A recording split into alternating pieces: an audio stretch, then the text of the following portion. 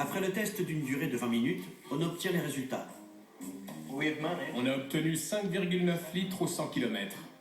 Vu que vous êtes ingénieur, je vais vous laisser le soin de déterminer si ceci est plus que cela. Ça l'est. D'après le test, l'IMAG est inutile.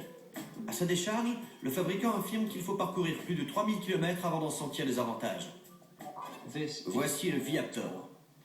Il suffit de le brancher dans l'allume-cigare ou la prise électrique de 12 volts de votre voiture. Par sa seule présence, ce dispositif à 50 € vous permet apparemment d'économiser jusqu'à 10% d'essence.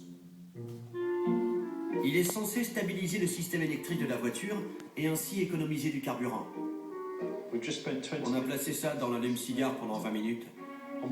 Quel est le verdict, Gareth? Absolument inutile. On a obtenu 5,9 litres au 100 km. Si on se fie à notre expérience d'aujourd'hui, on peut en conclure que le Viaptor ne sert à rien. Une économie de 10% équivaut à 180 € d'essence par an. Mais le Viaptor n'a aucun effet sur l'Insignia. Il ne nous reste qu'une chose à faire. Passons au troisième gadget. Voici l'EMU, ce qui signifie l'unité de correspondance électronique. Il coûte 180 € et prétend faire baisser votre consommation d'essence de 10 à 25%. Comment se fait-il que l'ONU ne soit pas au courant?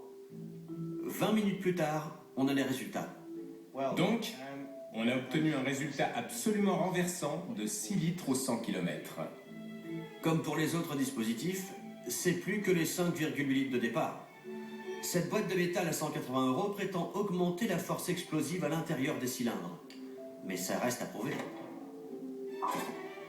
C'est au tour du MagnoFlow à 60 €. Il prétend produire un champ magnétique qui traite l'essence, lui permettant de brûler avec un maximum d'efficacité et d'économiser jusqu'à 23%. On a obtenu 5,85. 5 litres 85 au 100 km, c'est... Pas très loin de notre référence. MagnoFlow affirme que les filtres à air encrassés peuvent réduire son efficacité, mais que la majorité des utilisateurs ont vu une amélioration immédiate. Pas nous. Pour terminer, je teste ceci, le dispositif d'économie d'essence Broquet. Il a été inventé au cours de la Deuxième Guerre mondiale pour les avions de combat. Il contient un catalyseur qui réagit quand il est placé dans la conduite d'essence. Son principe de base consiste à améliorer l'efficacité de la combustion de l'essence et de permettre des économies de 7 à 10%. Il faut d'abord couper la conduite pour y installer le broquet. Avec 4 gadgets à la poubelle, celui-ci saura-t-il sauver la réputation des dispositifs d'économie d'essence? La réponse est non. Dites-moi tout. 5,83 litres au 100 km.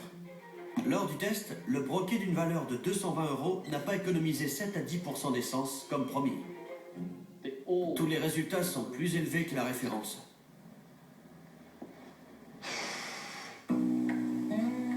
Au cours de ce test minutieux, aucun gadget ne nous a permis d'économiser de l'essence.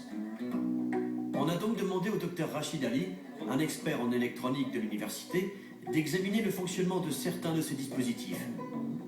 Tout d'abord, il a disséqué l'EMU coûtant 180 €. Je n'ai jamais rien vu d'aussi minable en termes de produits électroniques commercialisés et vendus dans les magasins. C'est un instrument diabolique. La qualité des soudures est franchement minable, voire pathétique. La plupart des cartes de circuit électroniques doivent être nettoyées électrochimiquement pour éviter la conductivité entre les cartes et les différents éléments. Puis pour finir en beauté, voilà comment une LED ne devrait jamais être connectée à la colle chaude. Le docteur Ali était tout aussi intrigué par le Viaptor d'un prix de 50 €. Ce n'est qu'une lumière verte. Incroyable. Il n'y a rien d'autre à l'intérieur. Comment peut-on se regarder dans la glace en vendant ça? En se basant sur ces résultats, on vous déconseille l'achat de tout dispositif d'économie d'essence. Dans un instant.